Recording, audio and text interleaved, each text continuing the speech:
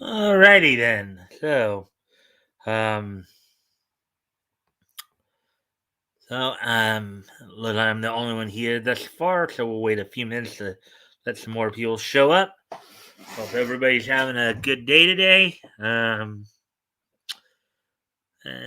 I'll probably get into what we'll be covering in a few minutes once a few people, hopefully we have some more people coming in. If you could take it every day, you look again, you know, my friend. If you could take it, everybody wants you, you know, you can take it every day. Hey, look again, you know, my friend. You could take it, everybody wants you, you know, you could take it. Everybody wants you, you know.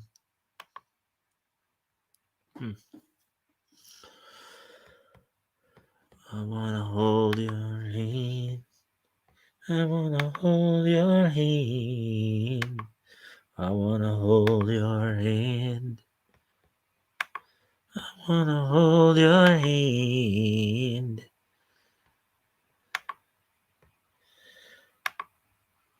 Here I go.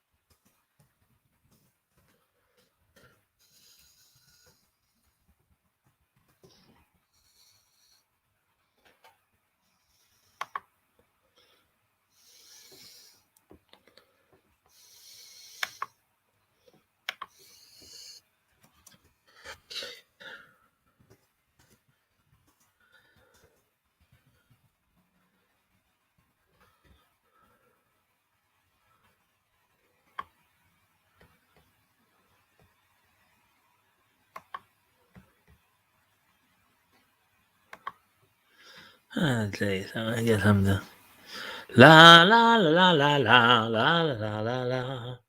La la la la la la la la la la. La la la la la la la la la la la. La la la la la la la la la la.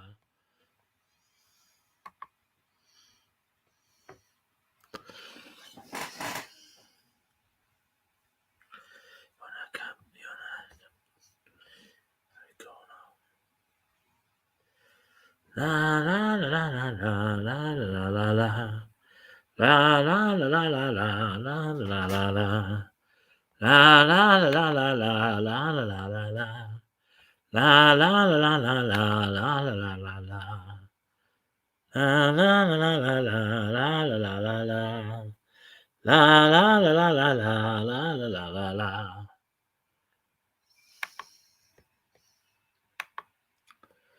Let me see now.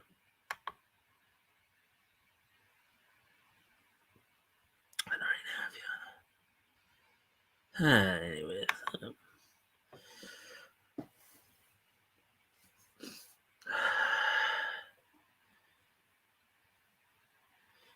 Batman. Batman. Batman. Batman.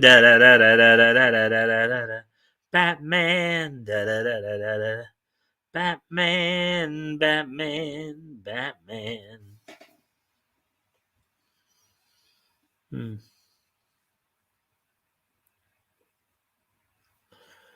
Huh.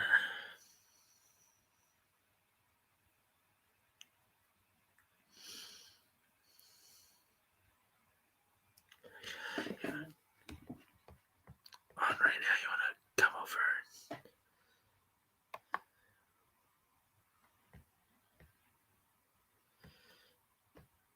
On right now, you wanna come over and check out this?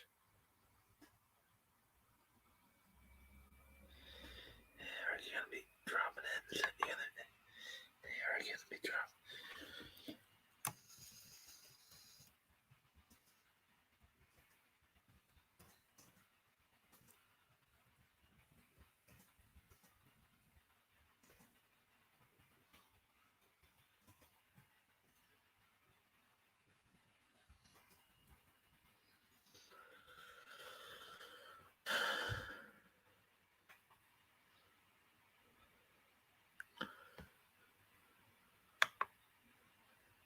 There we go. Hey, Intense Webs. How you doing, man? Thank you for dropping in. Hope you're doing well. We're just waiting to see if some more people come in here.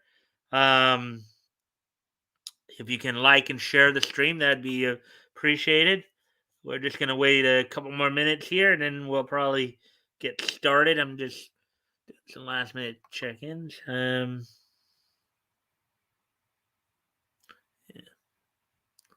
so, yeah, so, anyways, hopefully all is well with you.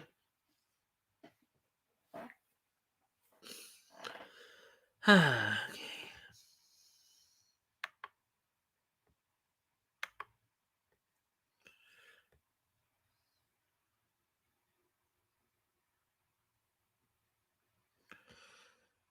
I'm just checking this stuff real quick here before we.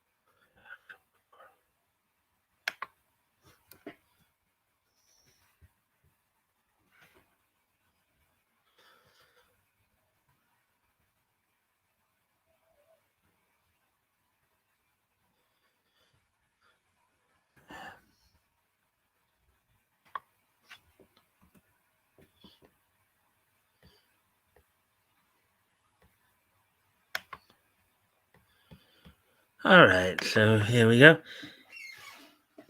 Yes, all is well. How are you? All right, just waiting to see if we can get some more people in here. That's all I was doing here, and I get the word out a little bit more here.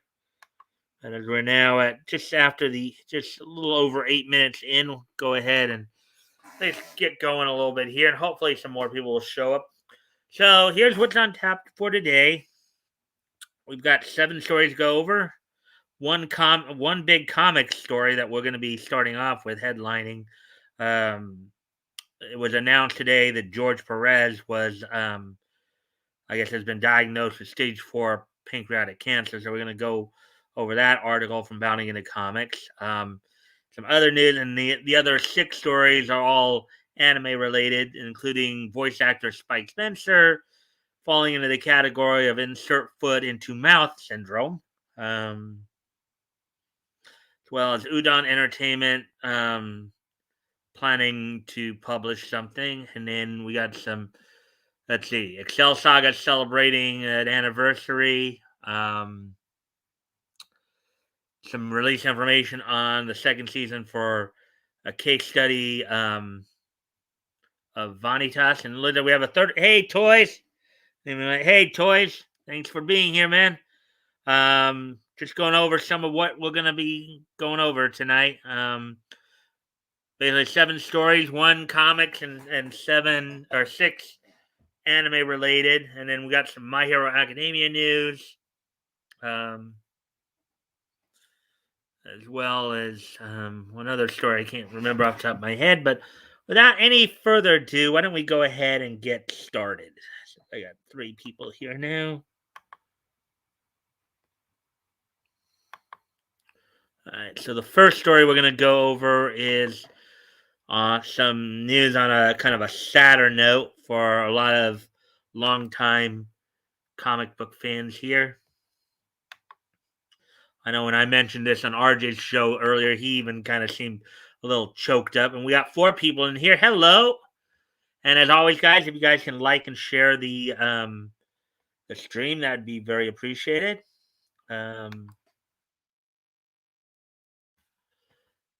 Anyways, so back down to 2 now. Anyways, okay. So Go ahead and get started here. Legendary comic book creator George Perez reveals he has stage three. Okay, I'm sorry. I thought it was stage four. It's actually stage three pancreatic cancer. Okay, my mistake in that announcement. Okay, article by John F. Trent published today. Legendary comic book creator George Perez, known for both his writing and artwork on series such as the New Teen Titans, the Avengers, Wonder Woman, and Crisis on Infinite Earth. So a lot of DC work, some Marvel as well. Revealed to his fans and followers that he has stage three pancreatic cancer. I guess here's one of his pieces of artwork. DC Presents number 61 there. Perez posted to his personal Facebook account a letter to his fans, friends, and family informing them of the diagnosis. The letter begins, quote, "It's rather hard to believe that it's been almost 3 years since I formally announced my retirement from producing comics due to my failing vision and other infirmities brought on primarily by my diabetes," unquote.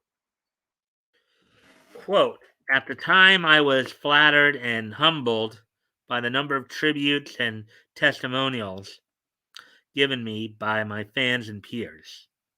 The kind words spoken on those occasions were so heartwarming that I used to quip that the only thing missing from those events was me lying in a box." Oh boy, a little morbid humor there. Uh, a little morbid humor, I guess. Um, it was amusing at the time, I thought, unquote, Perez said. So, yeah, so I guess he's had some health issues and finally, some more finally caught up with him a bit here. Kind of sad to have to go through, something like that. Here's some stuff from Captain America, some artwork of his from the Avengers, number 40, or number 141. The legendary creator that revealed his diagnosis, legendary the legendary creator then revealed his diagnosis, writing, quote, "Now not so much. On November 29th, I received confirmation that after undergoing surgery for a blockage in my liver, I have stage three pancreatic cancer. It is surgically inoperable, and my estimated life expectancy is between 6 months and a year." Hmm. So, unquote. Yeah, and I know RJ had mentioned that too when I mentioned that on his show, when I kind of told him I was going to be headlining with this story here. Yeah, November 29th. So that was, I'm just trying to remember when that was. So a week ago this past Monday. So now, of course, we hope that I think there are a lot of fans out there who probably do hope maybe he does live longer. I know RJ had said that as well. Hopefully, if his time does come, hopefully it's a peaceful time. Hopefully he'll be able to take this time now that he kind of has an idea, maybe to you know to settle things with those he has to settle with, and get a good long goodbye with his friends and family.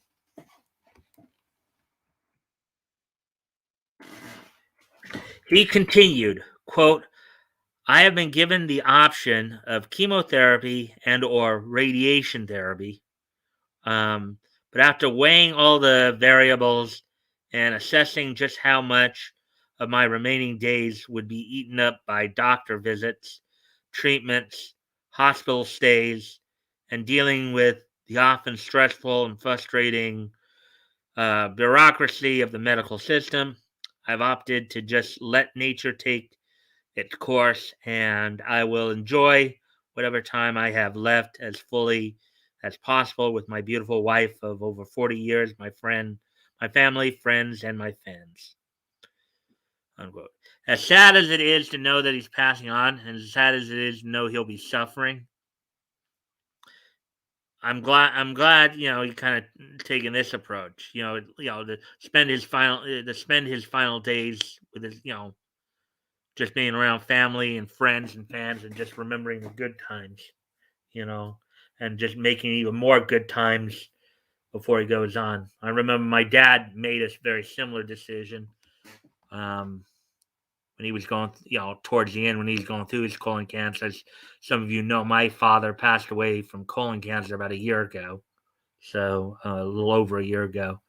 So sometimes, I'm looking something up here real quick. Let me want to just see get a better idea just how old George Perez is.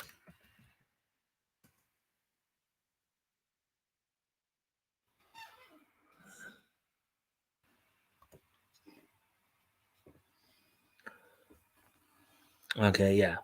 So George Perez was born June 9th, 1954. So right now he's 67. So he's on the younger side. He's on the younger side. So, hey Leto. Hey Leto. Hey Mike. Or hey Mike. Hey Toys. Hey Leto. As always, if you can like and share the stream, that'd be appreciated. Um, if you haven't already, we're just talking a little bit about George Perez, the comic book artist. He announced today that he has stage 3 pancreatic cancer. So he'd be he's we're just kind of going over this article. Quote, since I received my diagnosis and prognosis, those in my inner circle have given me so much love, support, and help, both practical and emotional. They've given me peace, unquote, he declared. It's good to hear. Um, and here's another cover, I guess, that he did for Fantastic Four. George Perez. Fantastic Four Visionaries by George Perez. So some more example of his artwork right here.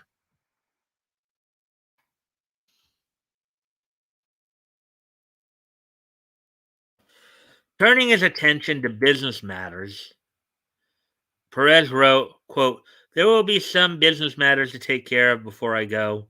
I am already arranging with my art agent to refund the money paid for sketches that I can no longer finish.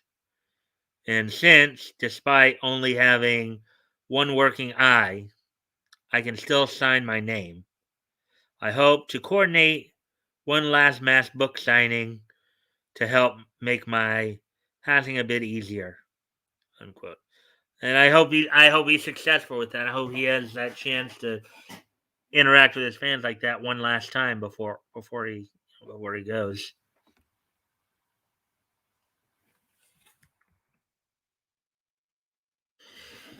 He continued, quote, I also hope that I will be able to make one last public appearance wherein I can be photographed with as many of my fans as possible, with the proviso that I get to hug each and every one of them. I just want to be able to say goodbye with smiles as well as tears. Quote. Now that's sweet. That's sweet.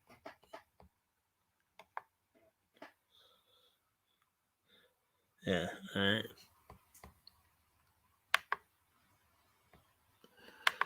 Yeah. So, anyways, as we continue on, and here's I guess here's some of his artwork with Wonder Woman here.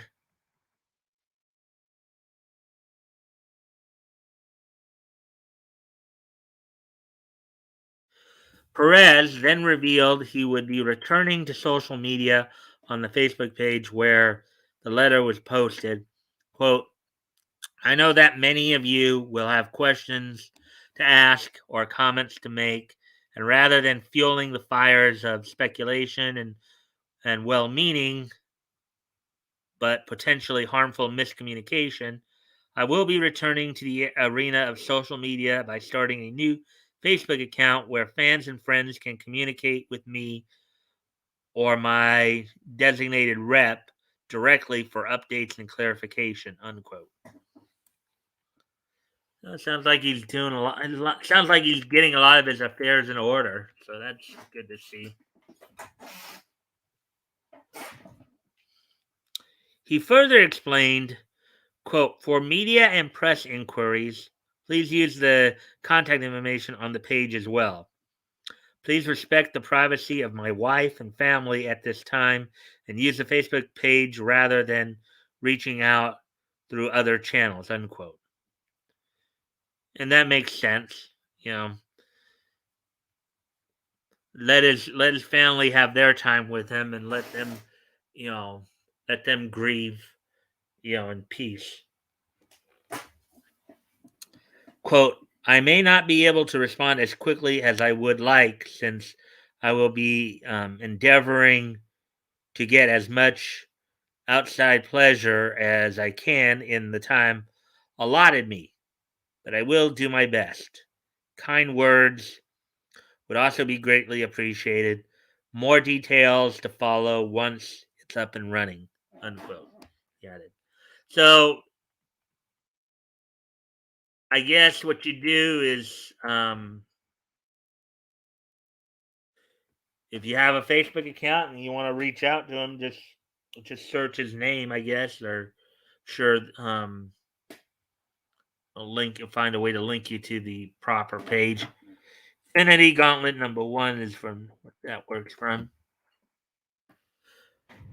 Perez began to close out the letter. Quote, well, that's it for now.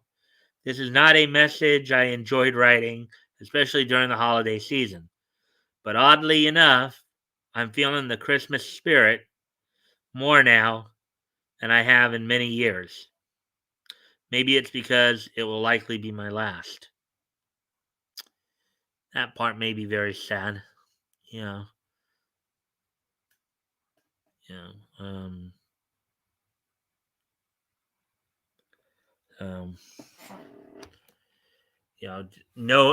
sometimes knowing that, you know, I mean, I'm not just saying, because any one of us can go at any time, but knowing that this could be your last, Christmas with your family, with your friends, that could be quite a blow to anybody.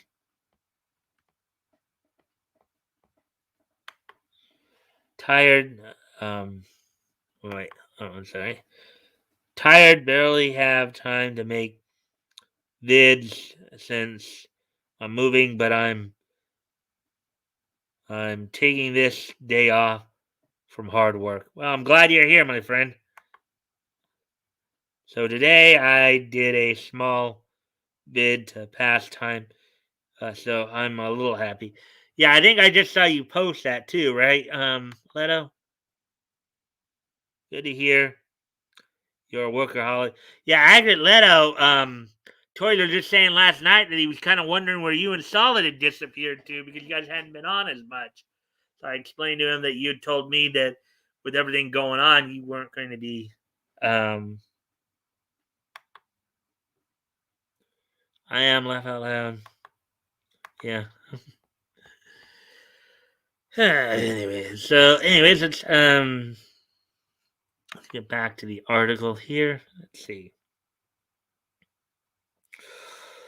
Quote, or maybe because I am enveloped in the loving arms of so many who love me as much as I love them. It's quite uplifting to be told that you've led a good life and that you've brought joy to so many lives and that you'll be leaving this world a better place because you were part of it, unquote, he wrote. Perez concluded, quote, to paraphrase Lou Gehrig, some people may think I got a bad break, but today I feel like the luckiest man on the face of the earth. Unquote.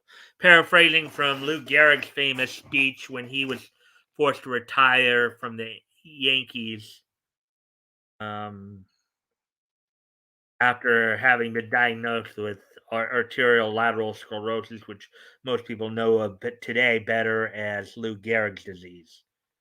So,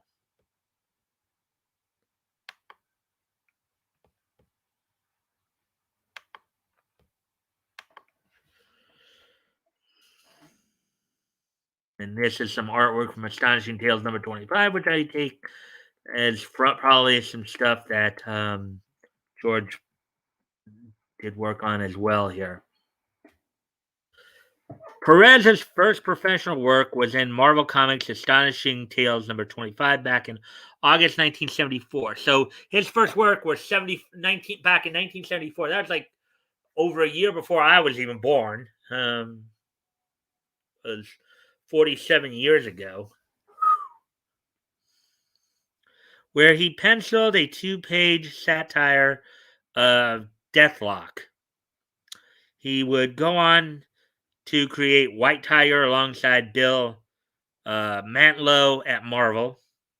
He eventually began work on the Avengers with Avengers number 141, which we saw some of that artwork earlier, and would collaborate with Roy Thomas and Len Wein on the Fantastic Four as well.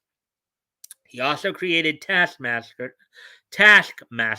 alongside writer David Michelin as part of his run on the Avengers.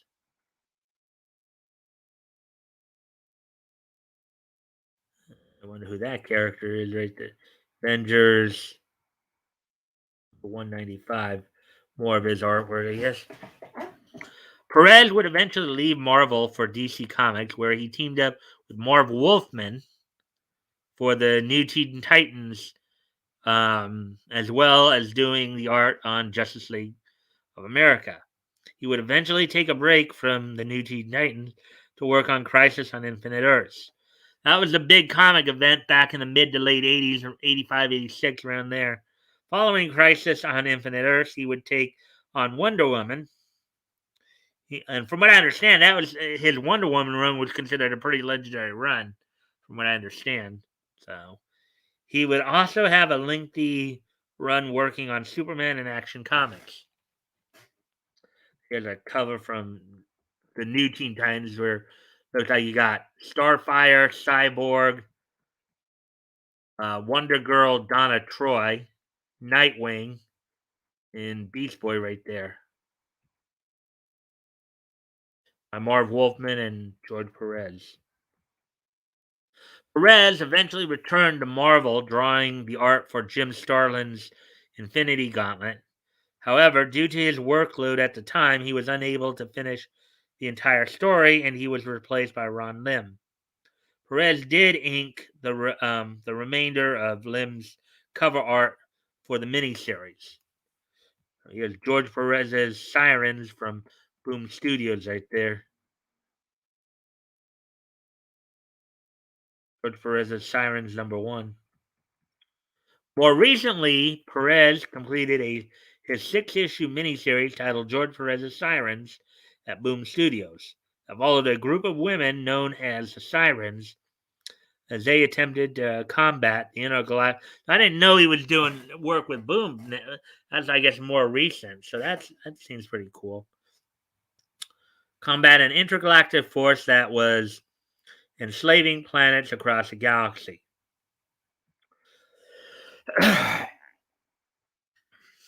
Perez retired from comic books in January 2019, noting in a Facebook post, quote, with respect to future published work in comics and such, while I know it's been no secret that I've been dealing with a myriad number of health issues, diabetes, heart ailments, vision issues, etc., they have indeed have forced me to, for all intents and purposes, formally retire from the business of creating new comic stories.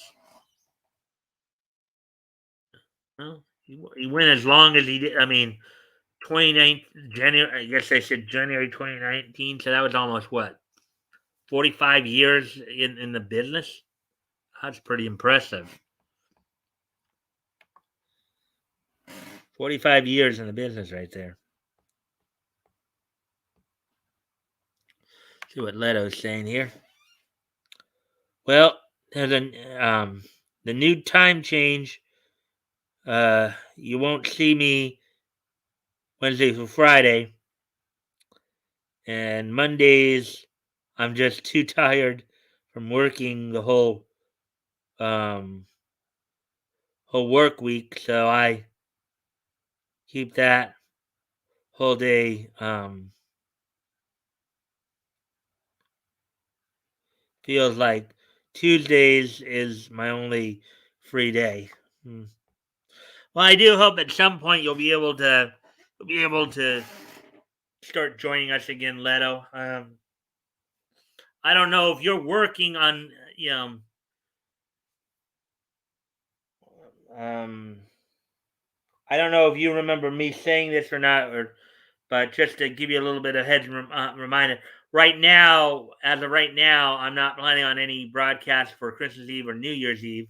However, if you guys had wanted to do an open mic night, I would consider an open mic night for New Year's Eve the 31st. If you wanting to take part in that, you're more than welcome to, or let me know if you want to do that.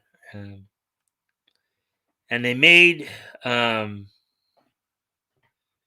made Task Master a female in Black Widow. Laugh out loud. Sorry, dude. Yeah.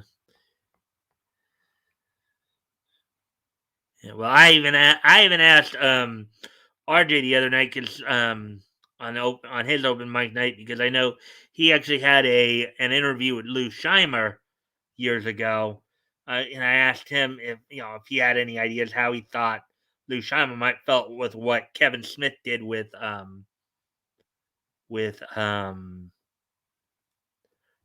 Master of the Universe Revelation. So he don't really have an answer for me. But anyways, back to oh yeah, we had started going back up because we had finished with this story. All right, so that's it for the George Perez story. Let's see, how long did we go through that? So we're up to a half hour now, so that's good. All right, we'll get ready to move on to the next story. Um, before I go on to the next story here, did you guys have anything more you wanted to add to the last story? Anything you guys want? I mean, I don't know if any of you guys knew of or had seen any of aside from what we just saw, any of George Perez's work. Want to give you guys a chance if you guys want to comment on that or not. Um, so give you a sec here.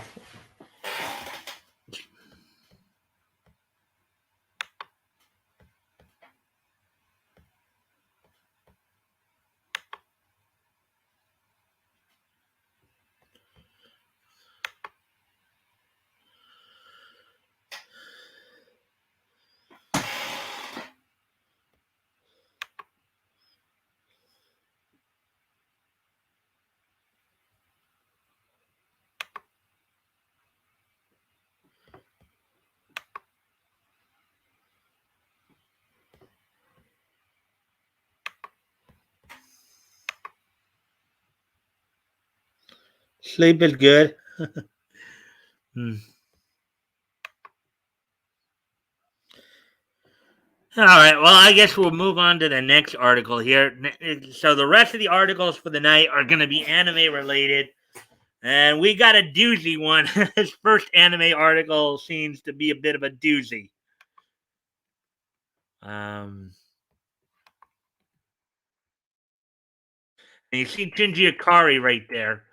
Hey, Intense Web. See what you got to say here. Only comment: one of my wives died of cancer. Next subject. Okay. All right. I get it. We're moving on. Not when I'm missing out hanging with you. All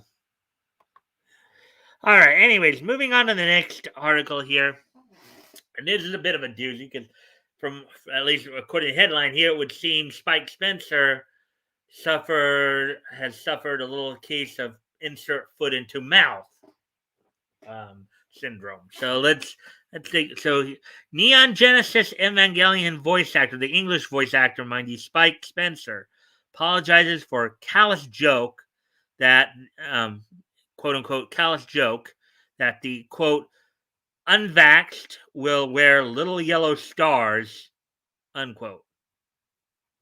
Now there's a particular reason why that's not just a callous joke. That's a pretty bad callous joke, and because of what it actually kind of brings back per se. So, anyways, so here we go. Let's anime voice actor Spike Spencer, best known for his role Shinji Ikari across most English translated Neon Genesis Evangelion media, has apologized for making a self-described quote unquote callous joke that unvaccinated individuals will soon be required to quote wear little yellow stars akin to those mandated for the Jewish by Nazi Germany to distinguish themselves from the vaccinated population. See, I kind of when I saw the little yellow star thing, I knew that's exactly what they were probably talking about. And we got up to 5 people watching. Yay, 5 people! As always, guys, if you can help out by liking and sharing the stream, that would be appreciated. Anyways, let's continue on with the article here.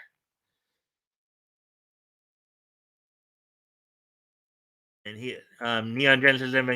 There's Shinji right there sitting in that chair from episode 25, The Ending World, from Studio Kara from Neon Genesis Evangelion back in 1995. On December 3rd, which was this past Friday, in response to the news that Germany was set to hold a vote regarding the implementation of a nationwide vaccine mandate, Spencer posted to Facebook, quote, assuming unvaxxed will wear little yellow stars or something, unquote. End quote. What? He asked in jest, attempting to communicate the post's joking nature, quote, too soon. Yeah, I've met Spike Spencer before. Normally, he's not a bad guy, but this was stupid. This was stupid of him to say. He's not really the type. At least from what I gather, he's not necessarily the type to really get involved in some of this SJWBS. But this time, he really inserted his foot into his mouth here. Soon after his post publication, Spencer's post was shared on Twitter by Anime News Network executive editor Lindsay Loveridge, who wrote, quote, please don't do this, unquote, which this is probably one of the few times that I think most of us would probably agree with Lindsay here. Don't do this, Spike. This was sheer stupidity right here.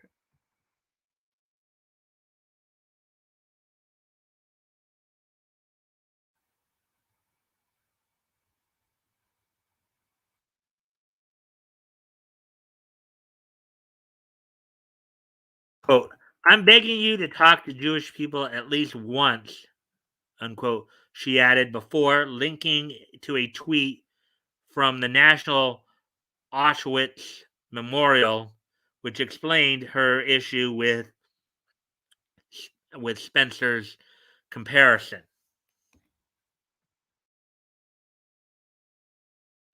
Quote, exploiting the tragedy of people who became victims of criminal pseudo-medical experiments in Auschwitz in a debate about vaccines, pandemic. Well, okay, I'm not. The problem is that I had a slightly different reasons. That the fact it was pretty much like the Jewish situation, but from a slightly different angle. Pandemic and people who fight for saving human lives is shameful. Unquote. Wrote the historical site's verified account. Quote, it is disrespectful to victims and a sad symptom of moral and intellectual decline. Unquote. Basically, he shouldn't have said that. He should not have made that comparison. No matter which side of the political aisle you're on, that was just uncalled for. Totally uncalled for. You know. You know.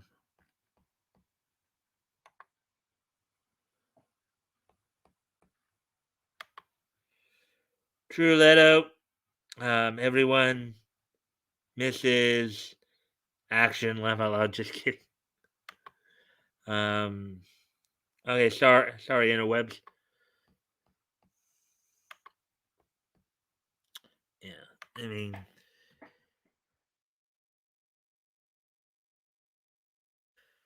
taking notice of Loveridge's call out, Spencer responded to the ANN editor, quote, man, you simply point out something and people lost their minds, unquote. Yeah, well, Spike, in this case, you might have gone a little overboard. Um, quote, let's all calm down and clarify, unquote, Spencer continued. Quote, anti-V, nope, anti-Semitic, ridiculous, pro-freedom, yep. When would you speak up? Unquote. And I guess the point he's trying to make it's almost like almost harkens back to that old poem from came out from World War II. They came for the Jews, I didn't speak up. They came for the blacks, I didn't speak up. They came for the gays, I didn't speak up. They came for the women, I didn't speak up. Then they came for me, and there was no one left to speak for me. Kind of paraphrasing that, but I think that's kind of what Spike was going for, but may have done it in a very poor manner there. Get what the issue is. Um, just well, the illusion. The issue with what he said in a webs is or intense webs. The issue is that the symbolism of the little yellow star harkens back to the way they marked the Jewish people during World War II when they were putting them in concentration camps. It harkens back to the Jewish Holocaust of the German Jewish Holocaust of World War II. That's why that's what the issue is. Okay, after reading this article, I can kind of see a little bit of what the point Spike was trying to make there, but he did it in a very poor manner there with that comparison. That's um that's what the issue is. The comparing them to comparing the situation to the little with the little yellow star kind of thing was more it harkens back unfortunately to people remembering the Jewish Holocaust of World War II. That's why it's an issue.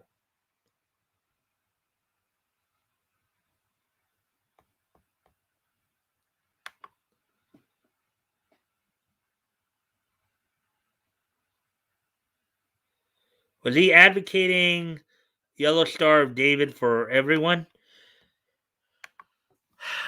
No, I think what he was trying to get at is kind of what the debate is here too in the states about the idea of forcing people to be vaccinated. And if you chose not to be, to kind of separate you out and make you seem more like a pariah, that's what I think he was getting at. Is that he wasn't necessarily suggesting that's what people do. I think he was. I think he was trying to make a point about the idea of forcing people to be vaccinated. Um, he just used a very poor comparative example in doing so. So that's what the issue was right there. Because he says it right. He says it right here. Let's all calm down and clarify. Anti-V, no, which means he's not anti-vaccine. Anti-Semitic, ridiculous. In other words, he doesn't see himself as being anti-Semitic. Pro-freedom, yup. When would you speak up? And I gave the example of that old poem from back in World War II earlier about that. What he was alluding to there. He was trying to make a salient point, but just used a very poor way of doing it. That's what it came down to here. But anyways, let's continue on with the article here. He then shared, quote unquote, an updated version of his original Facebook post featuring a lengthy edit in which he attempted to further explain his intention behind his joke. Quote, first off, I am Gen X. I enjoy a good snark from time to time, unquote, said Spencer. Quote, I use humor to point out horrific things and absurdity. Maybe it's a defense mechanism I use when I see something terrible, unquote. And here's kind of a long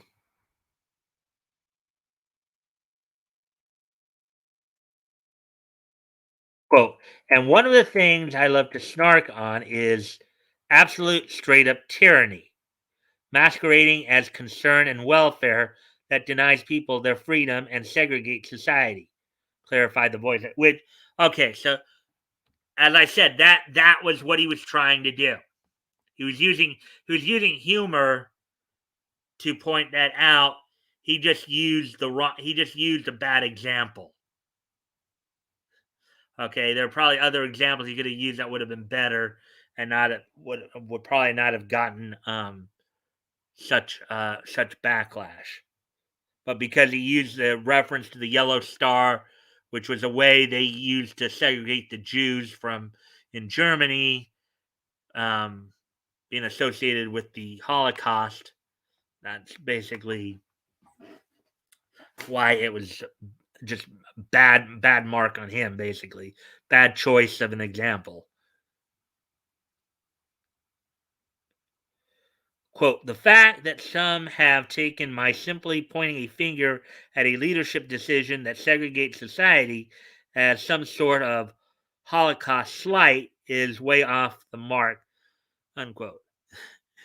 Unfortunately, Spike, um, especially with the way things are right now, you got to be more careful than that. Okay. The Holocaust is a very sensitive issue, especially for Jewish people. You make anything that even remotely sounds like you're making light of it, and they're gonna jump on you like a pack of wolves. Unfortunately,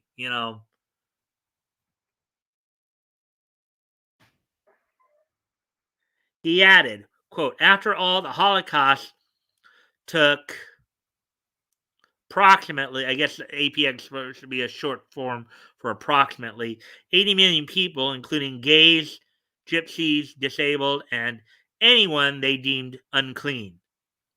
They did not start with the Jews before referencing reports that Australia's government um, has been forcibly moving infected individuals to newly established quarantine camps. Hmm. Quote, and if you aren't aware of what is happening to the Aboriginal people in Australia right now, then maybe you should check it out as well, unquote. Which I think his comments here are alluding to. That's something that if we don't resist here in the States, we could find ourselves in that very same situation. It was Benjamin Franklin who said that those who would sacrifice liberty for safety and security deserve neither and will lose both. So if we don't start resisting and we don't start, being ready to fight, then, we will regret it.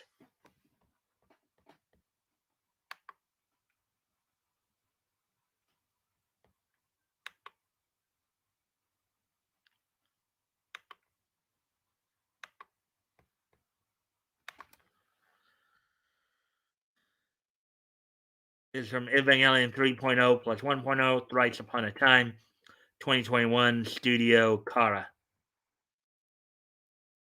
Quote, if you feel that my bit of dark humor is a problem and not the wave of segregation and dehumanization that is unfolding right now in many countries on innocent people, their own citizens, I invite you to gut check your values, unquote. Spencer then stated, quote, or should we all shut up, say nothing, and take our medicine like good little subjects? That part I would agree with him on that part of it right there. I think Spike's only real mistake here is he used a bad example there.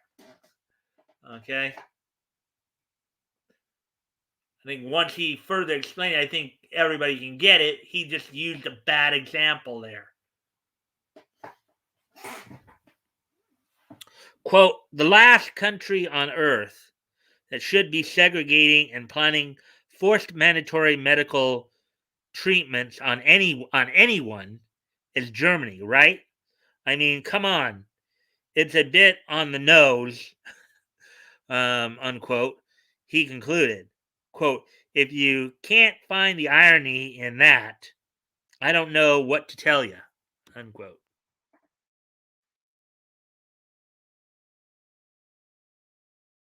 Unsurprisingly, Spencer's explanation did little to stem the wave of backlash he was receiving, all of which eventually prompted the actor to ultimately delete his initial post and apologize for making what he described as an offhand, snarky, callous joke that inadvertently offended a lot of people. Yeah, he shouldn't have said it in the first place. Um, but he's got to be careful with apologizing too, because he apologizes for that, and then he's just going to dig himself a hole. Quote, it was meant 100% the opposite of how it was received, unquote, he wrote in a December 6th, which is yesterday, Facebook post, accompanied by a video in which he repeated a paraphrased version of his written apology. Quote, I truly am sorry for offending anybody.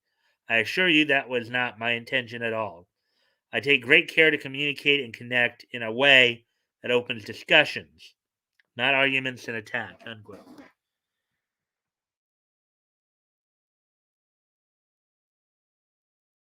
And here's from episode 12 of Miracles Worth, Studio Kara. Let's see if you guys are saying anything in response. Now, I guess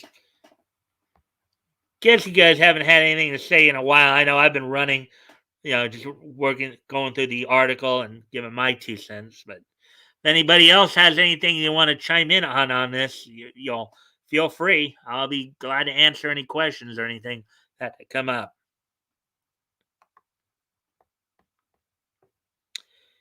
He then asked, quote, for a little grace.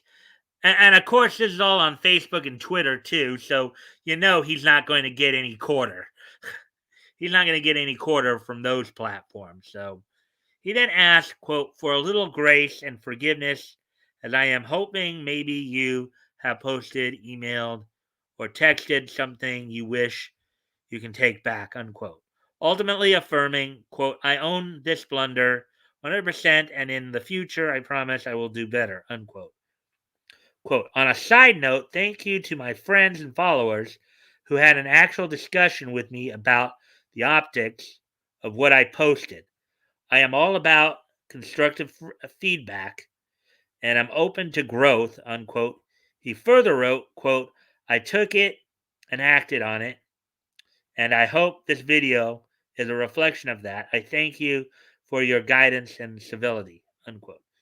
Basically, his underlying point isn't wrong. It's just how he communicated it that became the problem.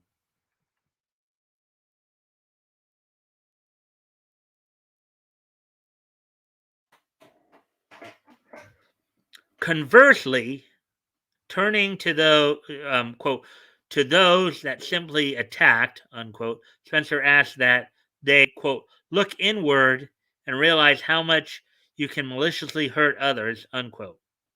Quote, I asked, would you say it to my face? No, no, you wouldn't, unquote, he asserted. Quote, anything I say to you or about you online, I will respect you enough to say it to your face. I never blindly attack or slander behind someone's back. Those who know me know that. If you actually took the time to talk to me, you would too. And I get that because I've met him before. He doesn't seem like the type who would. He doesn't really seem like the type to me who's like full on SJW. Okay, I think we get his underlying point. Um, Anyways, getting through the rest of the article here.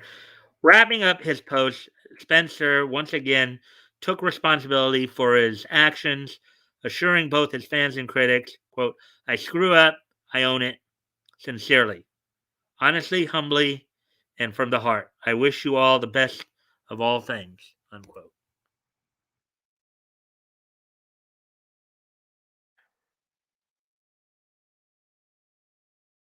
Article is by Spencer McCool. I was just seeing if there's any comments on here, but I guess there aren't any, so I don't know if anybody said anything. Oh, wait, actually, there were, okay. Wow, there's 34 comments here, but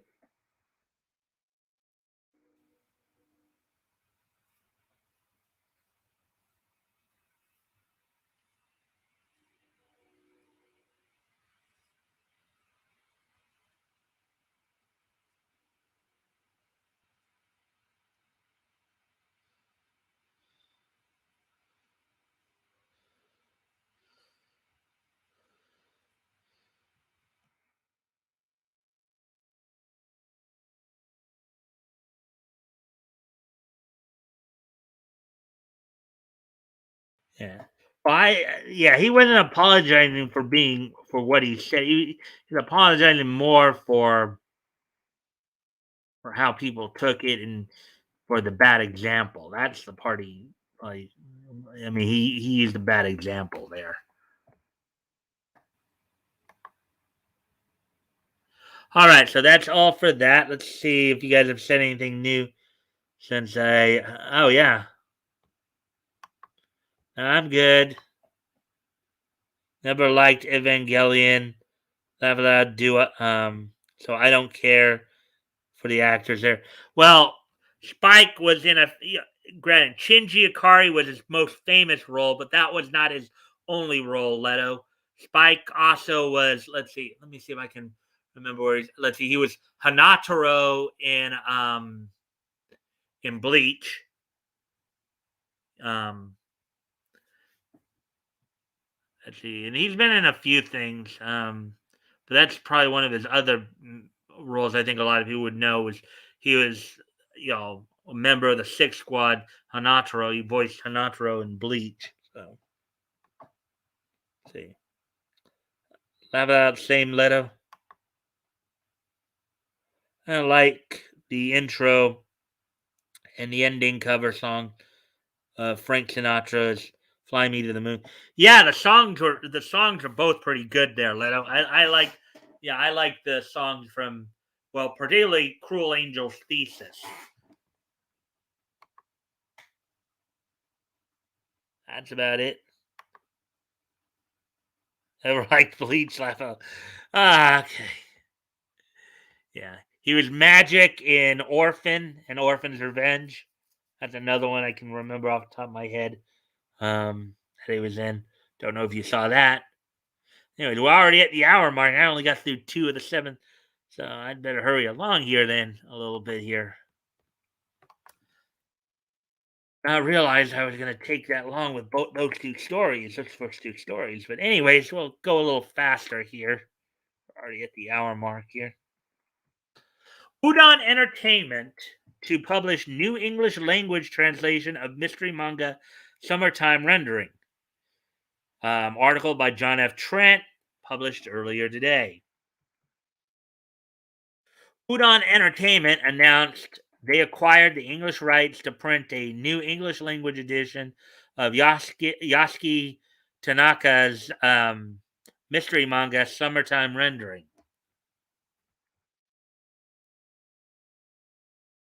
Interesting look there. Source Summertime Rendering, Volume 1, Japanese edition cover. Not final cover for English release. Tanaka 2018. If you are unfamiliar with Summertime Rendering, the story's official description reads, quote, a tragic incident calls a young man named Shinpei back to his hometown on the remote island of Higotoshima, Japan. And it continues, but, quote, but something sinister awaits upon his return, and a chilling sequence of events unfolds that will have dire consequences for Shinpei,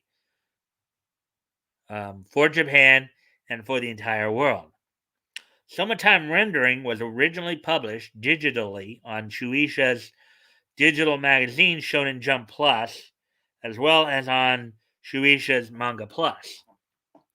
In a press release, Udon revealed their new print edition will utilize a new English language translation and new lettering.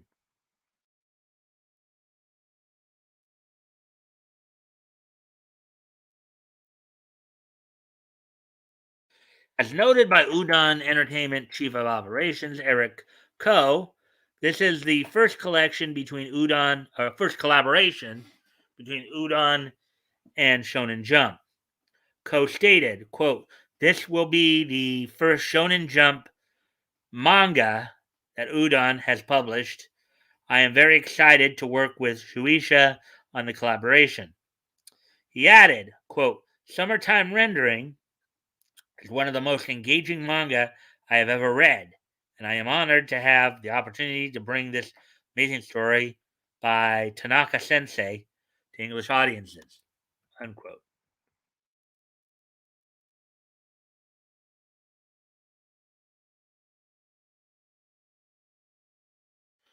Udon Entertainment's director of publishing, um, Matt Moylan, Matt director.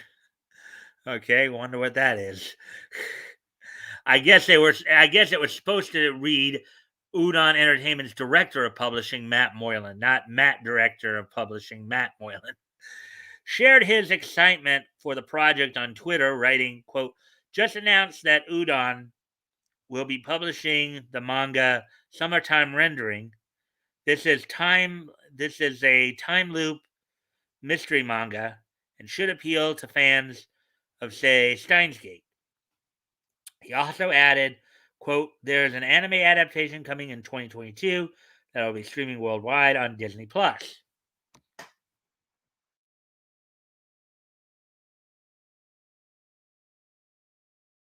Back in October, Disney Plus announced that an anime adaptation of Summertime Rendering would be arriving on Disney Plus, specifically in the Asia Pacific market.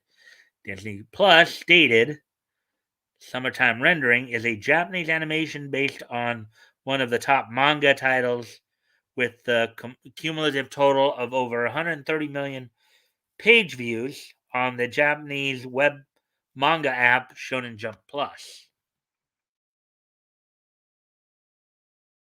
The new English language translation of Summertime Rendering will begin publishing in 2022. Do you plan on checking out this new English language translation of Summertime Rendering from Udon Entertainment? What do you guys think? You guys have anything you want to comment on that one about?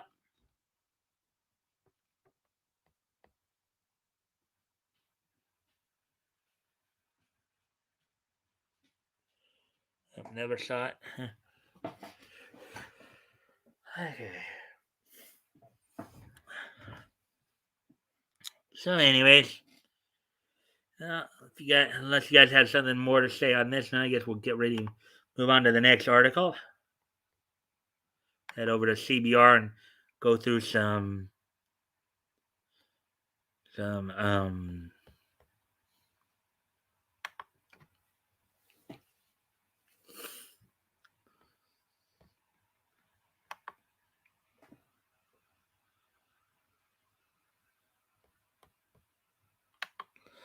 I like the fact that Udon is doing more Japanese manga.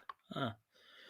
Yeah. Well, it does kind of make sense. They're named after a Japanese noodle dish, after all.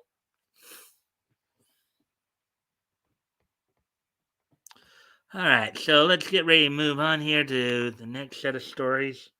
Still in the anime realm.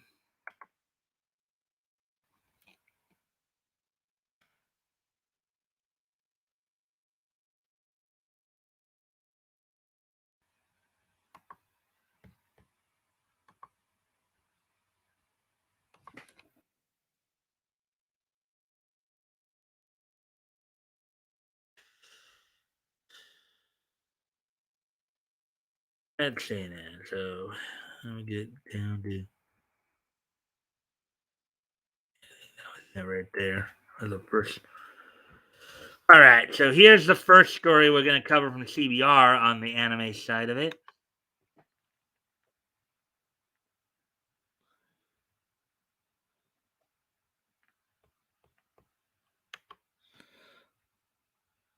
Laugh about funny vid, Leto. Your avatar looked tired though. Uh, Head of just Americanized comic artist drawing Japanese properties like Street Fighter comics. Hmm.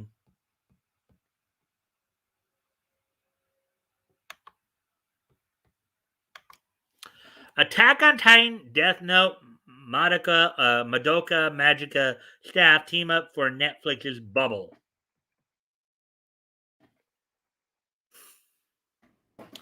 Netflix reveals its latest original anime movie, which is being created by a stacked team comprised of anime industry legends. Article by Michael Lacerna, published 12 hours ago. Netflix has released the first trailer for Bubble, an all new original anime film that is being created by Attack on Titan's director Madoka Magica's writer and the Death Note manga's lead artist, among others.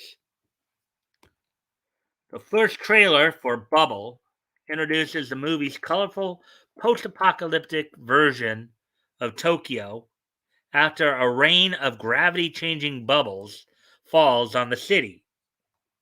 The abandoned ruins of the metropolis become a battleground for physics defying gangs of orphaned youths who use Parker and the area's altered gravity to make death defying leaps between buildings.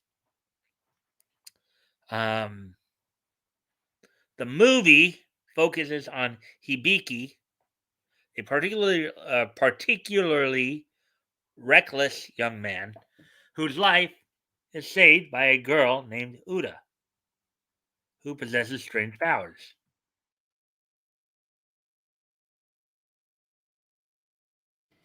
If the movie's vibrant visual style wasn't enough to catch the attention of anime fans, the team behind the movie certainly will. The new film is being directed by Tetsuro Araki, who previously directed Cabaneri of the Iron Fortress and the first three seasons of Attack on Titan anime. The movie script is being written by Gen Urobochi, the scribe behind Puella Magi Madoka Magica, and Psychopass, while Takeshi Obata, artist responsible for Death Note and Platinum End's unique visuals, is handling the film's character designs. They are also joined by legendary anime composer Hiroyuki Sawano, who also worked on Attack on Titan and also created the scores for Premiere and Mobile Suit Gundam Hathaway. The movie is being produced at Wit Studio, the animation company behind the first three seasons of Attack on Titan and the upcoming adaptation of Spy Family.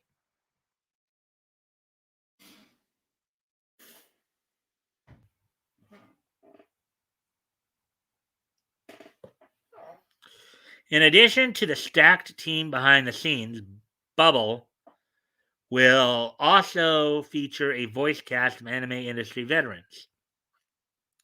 The film stars Mamoru Miyano, who previously voiced Light Yagami in Death Note, his Japanese voice, and also starred in countless other anime series such as Chihaya Furu, Dorara, and Free Iwatobi Swim Club, as well as Yuki Kaji, who is best known for voicing Eren Yeager in Attack on Titan anime.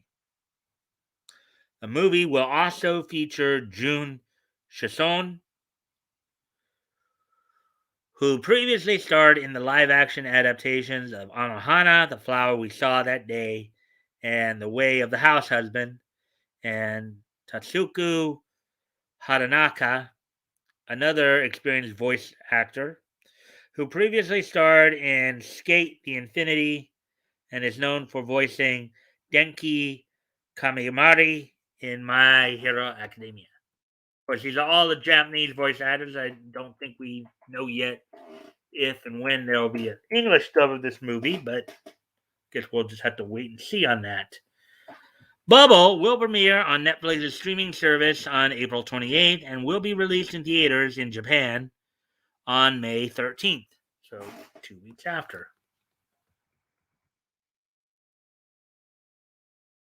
So there we go with that one.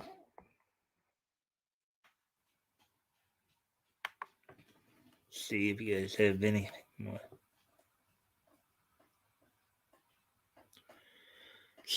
Let's see what you guys have to say here. Let's see. Thank you, Toys. I found that outward stuff so ridiculous. After, since it's local, we get news info very fast about it. Yeah, 1 billion only has 60 million. Only has 60 million. That's never good to happen. Going to happen. 276 lawsuits is about 2 billion. Insane. All right. So, anyways, as we get ready to move on to the next article, then here.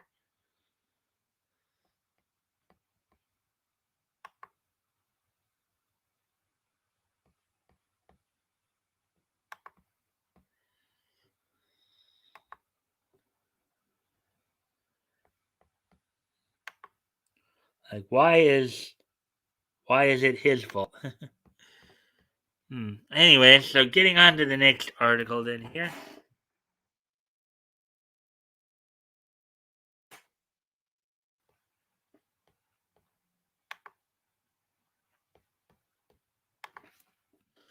My Hero Academia World Heroes Mission Blu-ray to include new Hawk short. My Hero Academia World Heroes Mission home video release will include a newly animated story about the pro hero Hawks and other collectibles. Article by Haley McCullough, published 10 hours ago.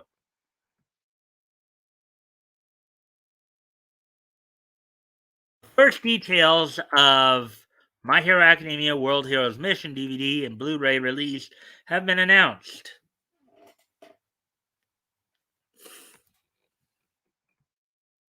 According to the official World Heroes Mission website, the home video release of the movie will include an all new original video animation, which will be an adaptation of the number Triple X Hawks Soothe chapter. I guess number 30, I guess, of the manga, which was previously handed out to theater goers who saw the film within its first few weeks of release. The movie will also be released in a Plus Ultra edition that will also include additional collectibles like a 44-page information booklet, special postcards, and more.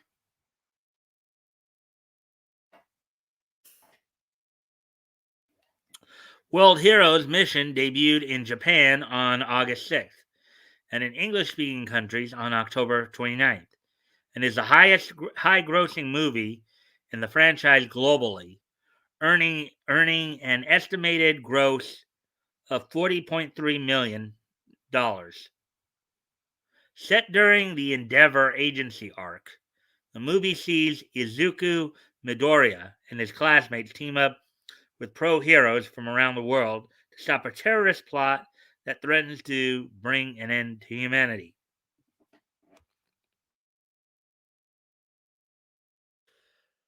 Produced by Bones, the studio behind the My Hero Academia TV anime series, the film was directed by Kenji Nagasaki, My Hero Academia, Two Heroes, My Hero Academia Heroes Rising, and written by Yosuke Kuroda. Sword Art Online, Alternative, Gun Gale Online, Mobile Suit Gundam 00, Yuki Hayashi, Shaman King, Welcome to the Ballroom, composed the music.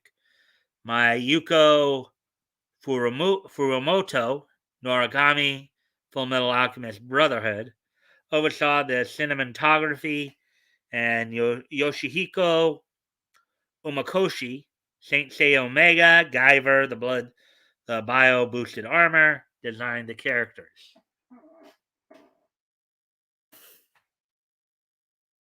The cast of the My Hero Academia TV series reprised their roles for World Heroes Mission.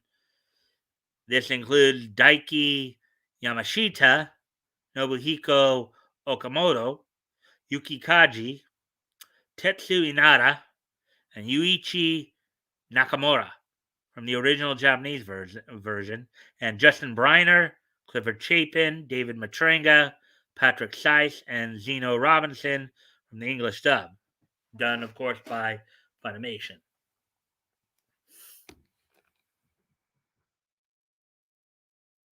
The home release of World Heroes Mission and its Plus Ultra edition isn't the only recent development in the superhero franchise that has fans excited.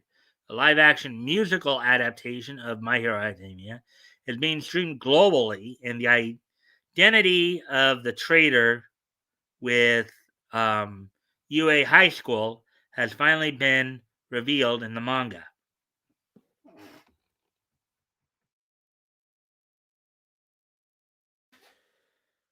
The home video version of World Heroes Mission is scheduled for release in Japan on February 16th, 2022, with the Blu-ray version retailing for 8,580 yen, or approximately 76 US dollars.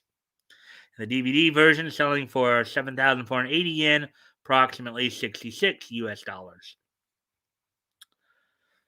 While the movie has already received an English dub, the Japanese Plus Ultra edition will only include Japanese audio and no English subtitles. Oh, there we go with that one.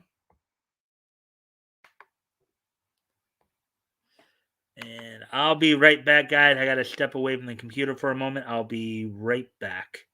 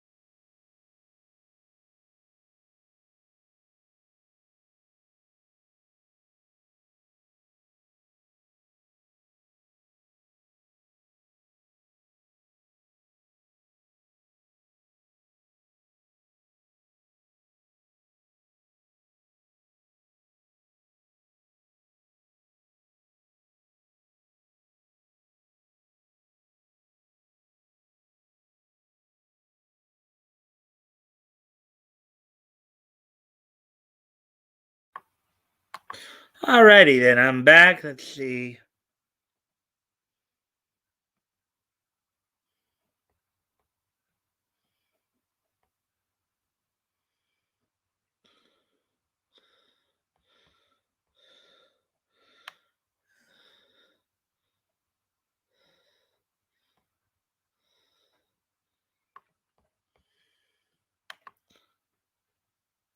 He kept performing. He can clearly see people in distress, but still told the audience to stamp and get loud, keeping the emergency vehicles to get people to get to people in time. Not his fault, level. Because you guys are still talking about the ask. He needs a handler, someone to shut bleep down, like Carney does.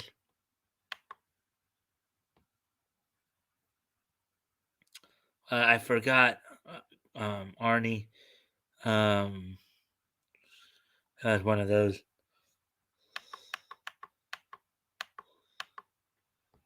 Have it loud, and then we see, yeah, the guy cab talk for hours if you let him. I 3D printed a wall mount. I can't.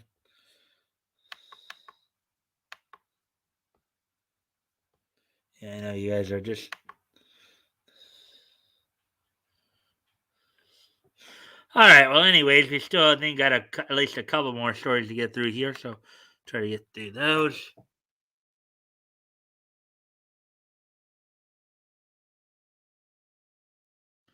All right. Here's the next story we're going to look at. Case study of Vanitas sets part 2 premiere date.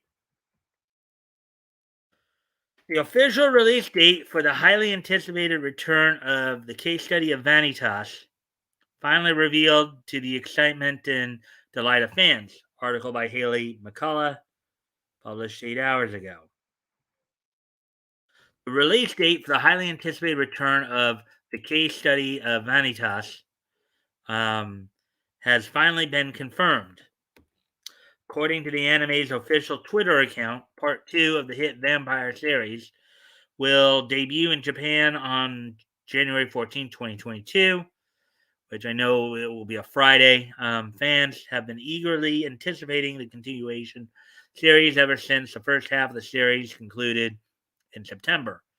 Part one's finale left many of the story's questions unanswered, meaning there are many directions that part two can take.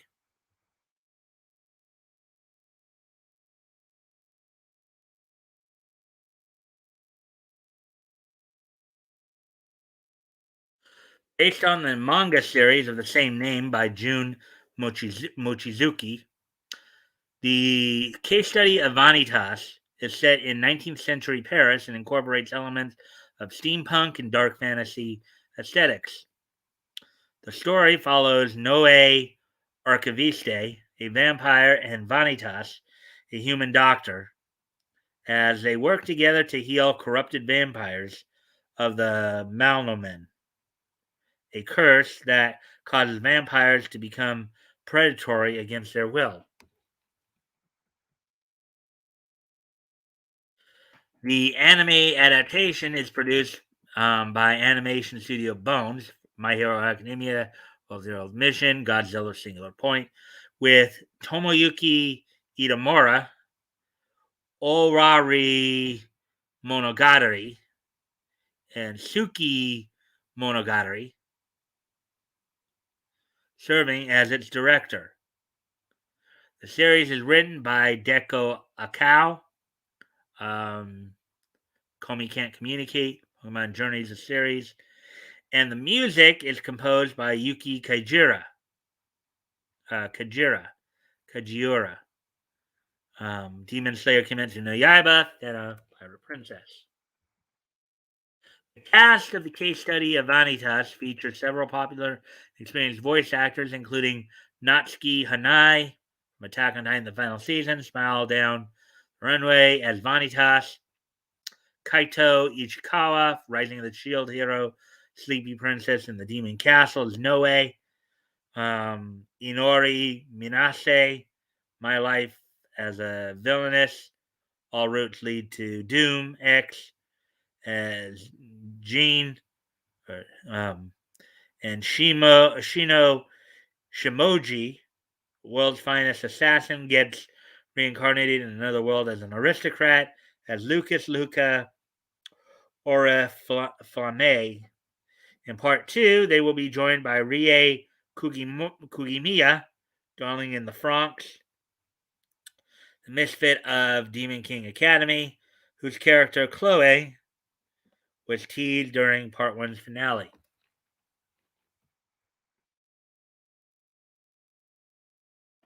Part two of the case study of Vanitas isn't the only series scheduled to premiere during the upcoming winter anime season. Other titles that will be releasing new seasons include Arefureta, From Commonplace to World's Strongest, JoJo's Bizarre Adventure, and Teasing Master Takagi-san. Several new series. So those are ones that are having new season release, I guess. Several new series will be making their debut as well, including Tokyo 24th Ward, Police in a Pod, Orient, and She Professed Herself Pupil of the Wise Man. Part one of the Case of Vanitas is currently available to stream on Funimation and Hulu. There we go with that one.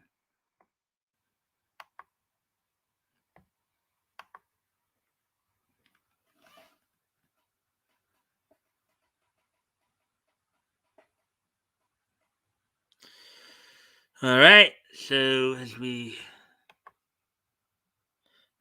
somebody came and gave me another light. That's cool. Thank you.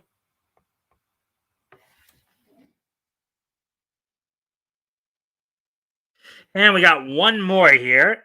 One more article to go through here.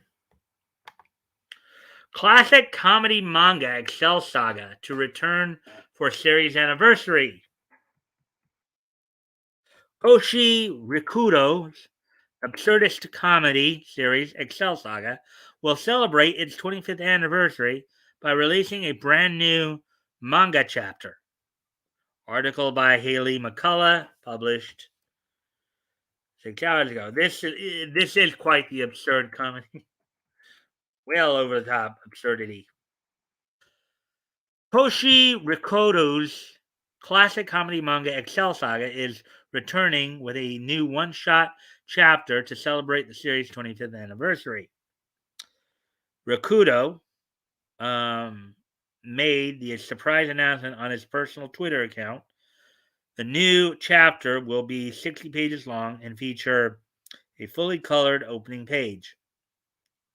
It's set for release in the next issue of Shonen Gahosha's Young King Hours magazine, which is due out in Japan December 28th.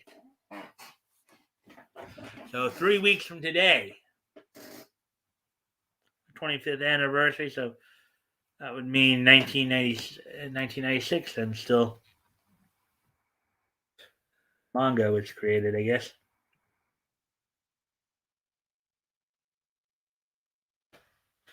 Excel Saga manga originally ran from 1996, okay, yeah, 2011. So it ran for 15 years, it looks like, producing 27 volumes worth of content. The story follows a secret ideological organization known as Across as it attempts to conquer the city of Fukuoka as an initial step in taking over the world. The protagonist Excel is a key member of Across who frequently clashes with Dr. Kabapu, the leader of the shadowy government organization that defends the city. An anime adaptation of the story was created by Victor Entertainment in 1999 with studio JC Staff, who also did Is It Wrong to Try to Pick Up Girls in a Dungeon? How a Realist Hero Rebuilt the Kingdom, um, animating the series, and Shinichi Watanabe, the Wallflower Hayate no Gotoku, or Combat Butler, serving as its director. Hideyuki Kurata, Made in Abyss, The World Only God Knows, and Yosuke Kuroda, High School of the Dead, My Hero Academia World Heroes Mission, wrote the script. Toshio Matsuda, Naruto, Flint the Time Detective, composed the music, and Satoshi Ishino, Godzilla Singular Point, Tokyo Mew Mew, designed the characters.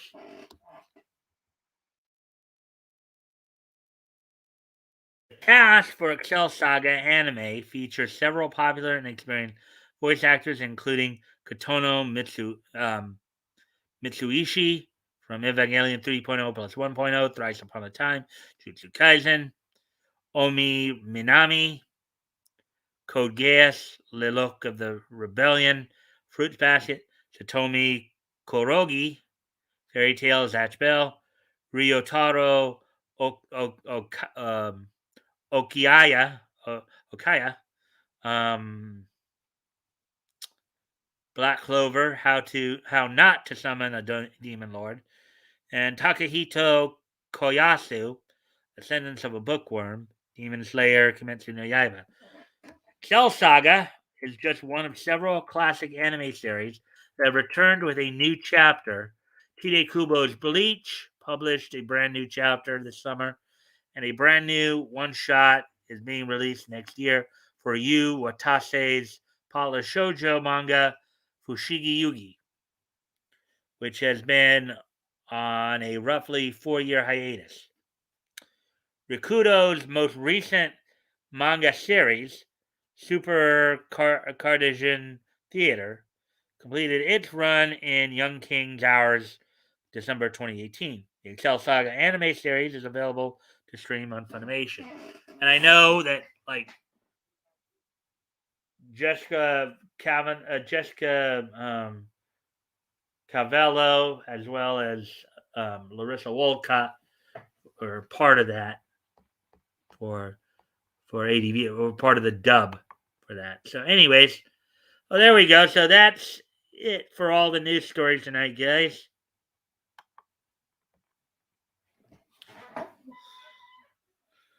Let's see.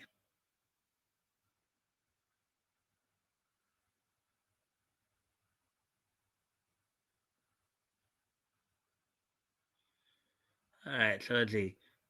All right, today I get that voice actor that was um, on Crumb's show, but this time Nikki will be interviewing him. I give us the dirt on the Funimation. It's my favorite animes. Well, I wasn't aware that there was a. I wasn't aware that there was a voice actor. What are you talking about? Quentin Flynn, maybe? Um, because I know he was on he was on her show like months ago. But let me check something there.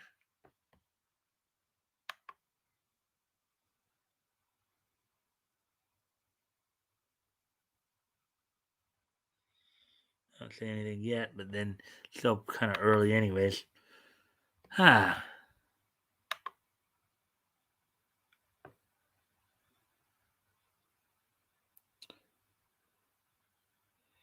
Eric.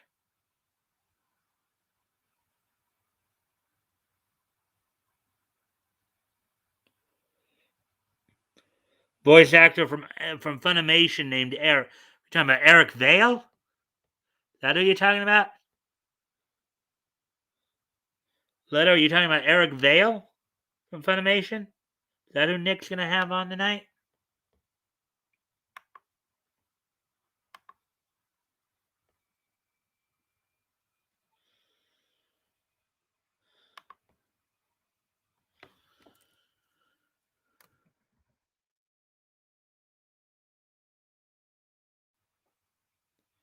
Oh, Eric Rowland. Haven't heard of that. Haven't heard of that guy. He must be a newer guy because I haven't heard of him before. I just looked that up.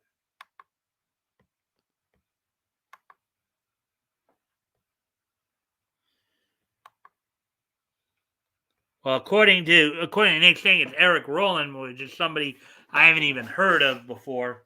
But I may even have to check that out a little bit. Um, all right, guys. Well, we're at an hour 39 already. I got through all the news articles tonight, so I think it's a good time to start wrapping up.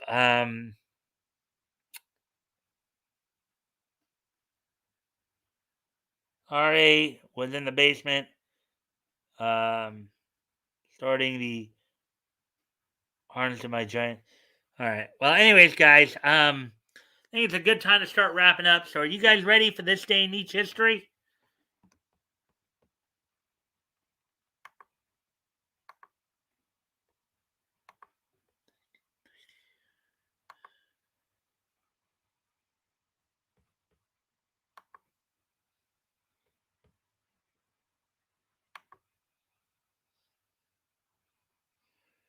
Are you guys ready for this day in each history?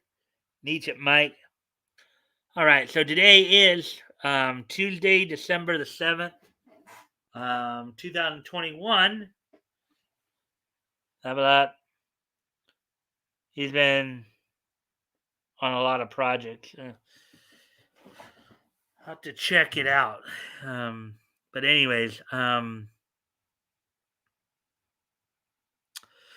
today is Tuesday, December 7th, 2021.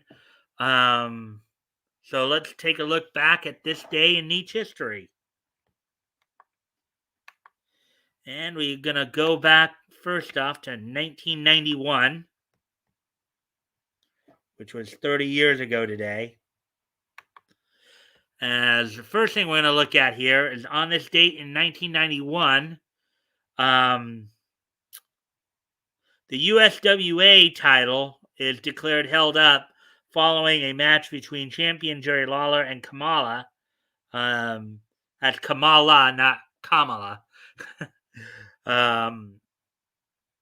Broadcast live on USWA Championship Wrestling on Memphis station WMC TV, which was, of course, a long time home of that particular show. It went through a bunch of different names over the years. But so on this date back in 1991, USWA title for the United States Wrestling Association was held up in a match between Jerry Lawler and Kamala. Also, 1991 is just so nice that we're gonna hit it twice. All right. Let's see what Leto just said here. Yeah, check it out. We can watch Nikki do his thing. The guy has really been getting better at streams. Feels like watching late night TV. Brings me lots of joy. I'll have to check it. Eric Rowland, the name though Eric Rowland doesn't. I know of Eric Vale, but I didn't know Eric Rowland. I don't know if Eric Rowland's a new guy or whatever, but I'll have to check him out a little bit. But anyways, back to 1991 is just so nice that we're gonna hit it twice. As also on this date in 1991, 30 years ago today, a number of shows had their last broadcast. A number of canceled shows had their final broadcast, including Hammerman on ABC. NBC had a number of shows and their runs, with including Super Mario World, Wish Kid, Yo Yogi, and Pro Stars. All ended their runs on NBC. On this date, in 1991 as well, Hammerman, Super Mario Brothers, Wish Kid, Yo Yogi, and Pro Stars all concluded their runs on the respective channels. And finally, one last piece of Nietzsche history before we head out.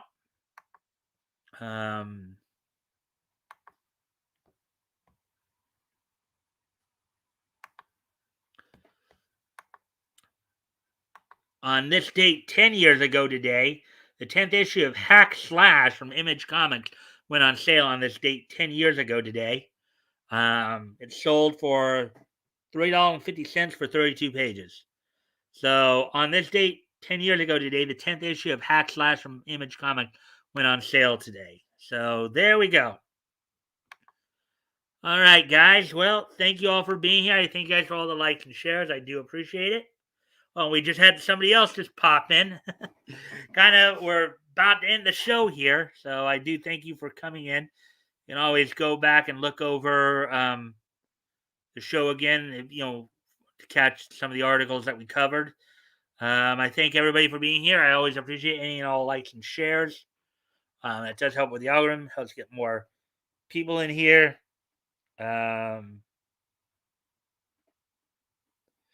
But anyways, I thank everybody for being here, and I shall see you all tomorrow.